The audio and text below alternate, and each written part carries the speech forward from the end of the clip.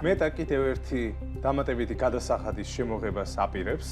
ამის შესახებ ინფორმაცია BBC-სგან გახდა ცნობილი სულ ცოტა ხნის წინ, როცა ამერიკელ და ბრიტანელ მომხმარებლებს ძალიან უცნაური შეტყობინება მიუვიდათ იმის შესახებ, რომ თუ სურთ, თუ აქვთ ამ შემთხვევაში გვერდი და არა საკუთარ გვერდზე არ არის საუბარი, ბიზნეს გვერდი და სურთ ბმულების გაზიარება, უნდა გადაიხადონ $14. ეს არის ძალიან უცნაური და მოულოდნელი გადაწყვეტილება, იმიტომ რომ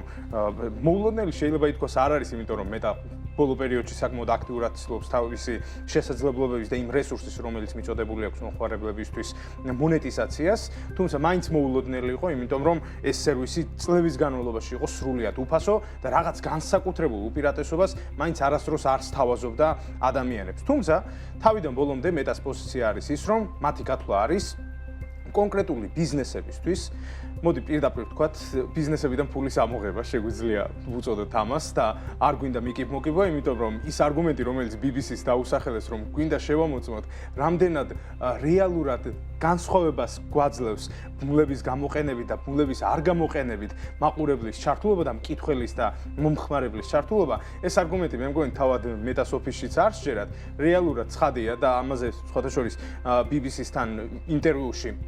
ერთ-ერთმა სოციალური მედიის ექსპერტმაც ისაუბრა და აღნიშნა, რომ წარმოუდგენელია რა არგუმენტიც არ უნდა მოიშველიოს მეტამ, მათი გათვლა იყო სხვა თუ არა სარგებლის მიღება იმ სერვისიდან, რომელიც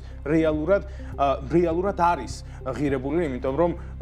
იმ დროს, როცა ბმულს იყენებენ კონკრეტული კომპანიები, მათ შორის ჩვენი მედიაც, ხომ, მას გადახავს თავის პლატფორმაზე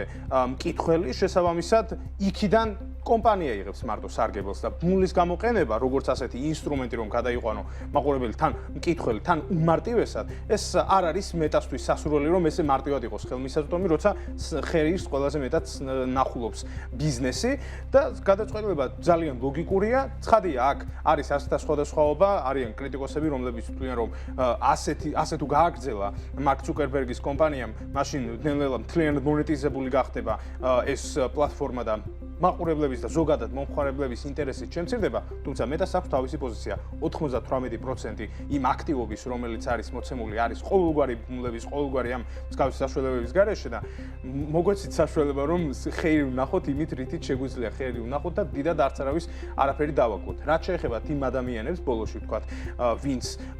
არ გადაიხდიან ამ სერვისს, მათ თვეში 2 ბმულის გამოყენების უფლება ექნებათ. მოკლედ, თუ ბიზნესი აქვს ადამიანს და იცის, რომ აქვს სარგებლის მიღების შესაძლებლობა $14 შეიძლება ბმულის გაზიარება. ეს არის ისევაც მიმდინარე პროცესი, ჯერჯერობით ტესტირებაზეა, თუმცა დიდი ალბათობით 2026 წელს ვიხილავთ ამ სერვისს ოფიციალურად ჩაშვებულს მთელ მსოფლიოში.